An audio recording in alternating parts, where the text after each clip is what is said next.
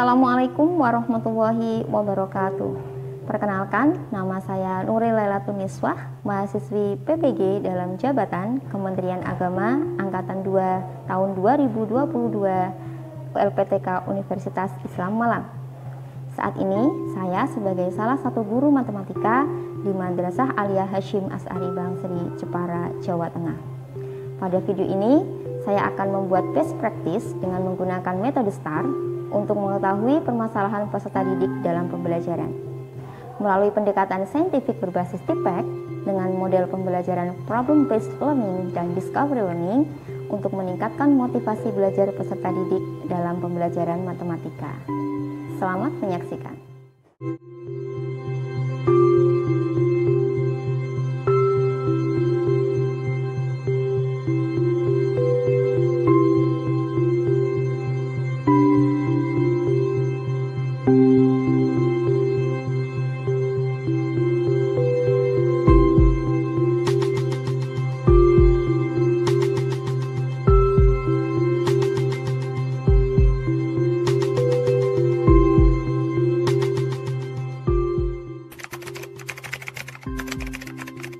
Tujuan yang ingin dicapai pada aksi PPL ke-1 yaitu melalui pendekatan saintifik dengan menggunakan model pembelajaran discovery learning dan metode yang bervariasi yaitu diskusi kelompok, tanya jawab, dan penugasan dengan bantuan media pembelajaran interaktif Prezi dan LKPD diharapkan dapat meningkatkan motivasi belajar peserta didik pada materi jarak titik ke garis.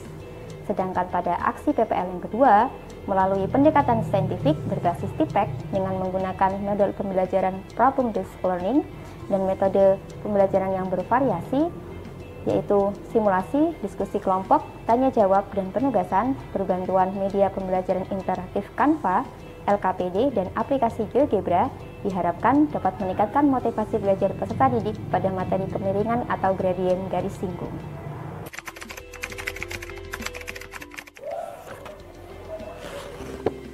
Kondisi yang menjadi latar belakang masalah antara lain: 1.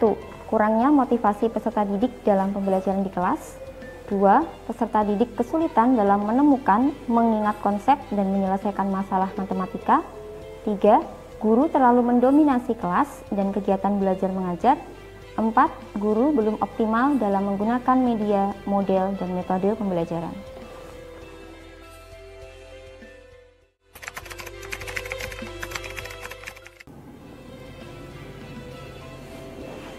Praktik ini penting untuk dibagikan karena dapat menimbulkan dampak yang sangat besar dan luar biasa dalam proses pembelajaran, yaitu 1.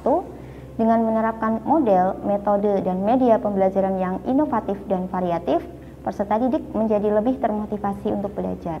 2. Proses pembelajaran lebih terstruktur. 3. Pembelajaran lebih berpusat pada peserta didik dengan adanya diskusi kelompok dan presentasi. 4. Tercapainya tujuan pembelajaran sesuai dengan yang direncanakan. 5. Memberikan referensi, inspirasi, dan motivasi bagi saya sendiri dan rekan sejawat untuk mendesain pembelajaran yang kreatif dan inovatif.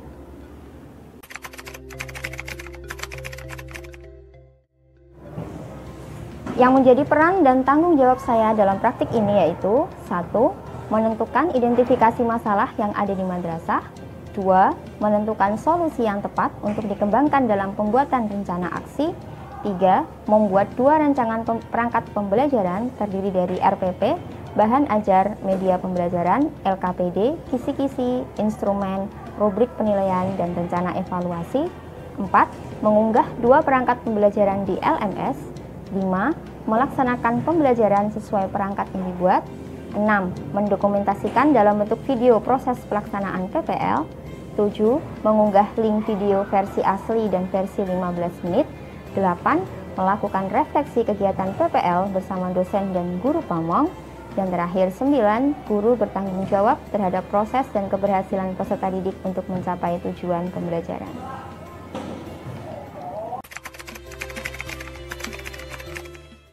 Yang menjadi tantangan untuk mencapai tujuan yaitu 1. Pemilihan model, metode, dan media pembelajaran yang sesuai dengan karakteristik materi dan peserta didik. 2. Pengelolaan kelas yang maksimal agar proses pembelajaran berjalan kondusif dan menyenangkan. 3. pendidikan karakter baik dalam proses pembelajaran maupun setelah proses pembelajaran. 4. Keaktifan peserta didik dalam pembelajaran mandiri atau kelompok.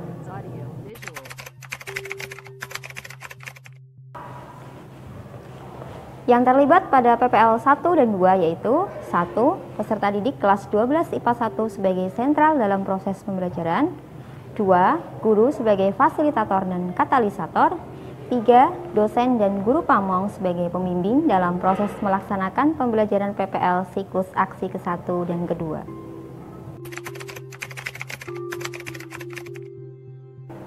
Langkah-langkah yang dilakukan untuk menghadapi tantangan tersebut yaitu 1. Mencari kajian literatur dan melakukan wawancara dengan kepala madrasah, guru, dan peserta didik untuk mencari alternatif solusi pada PPL aksi ke-1 dan aksi ke-2. 2. Menyiapkan media pembelajaran yang sesuai dengan karakteristik materi dan peserta didik. 3. Membuat LKPD terbimbing yang dapat membantu peserta didik dalam memahami materi. 4. Melaksanakan pembelajaran menggunakan model pembelajaran problem-based learning pada PPL 1 dan discovery learning pada PPL 2 untuk meningkatkan motivasi belajar dan keaktifan peserta didik. 5. Melakukan penilaian secara keseluruhan baik dari segi kognitif, afektif, dan psikomotorik.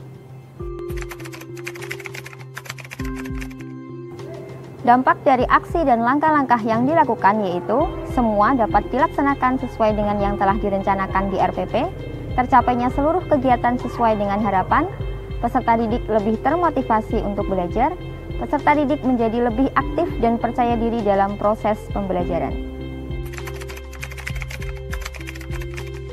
Langkah-langkah yang dilakukan memberikan hasil yang efektif karena peserta didik sangat antusias saat proses pembelajaran berlangsung, mulai dari pendahuluan hingga proses pembelajaran selesai.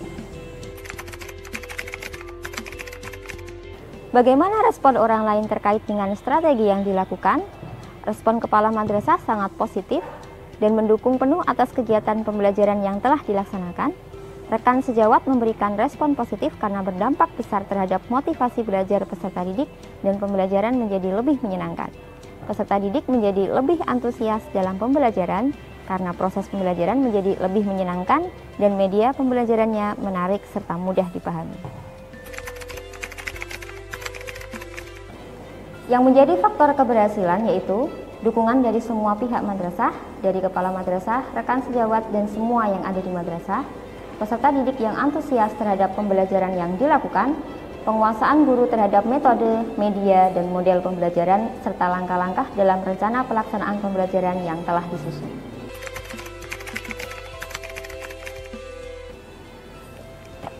Pembelajaran dari keseluruhan proses adalah untuk melaksanakan proses pembelajaran sehari-hari yang lebih tertib dan terstruktur, memilih media dan model pembelajaran sesuai dengan karakteristik peserta didik dan materi, berkolaborasi dengan berbagai pihak, dan yang terakhir adalah mengevaluasi hasil pembelajaran dan melakukan refleksi diri untuk pembelajaran yang lebih baik lagi. Demikian video best practice dari saya, semoga bisa menjadi motivasi dan inspirasi untuk kita semua. Sekian, terima kasih. Wassalamualaikum warahmatullahi wabarakatuh.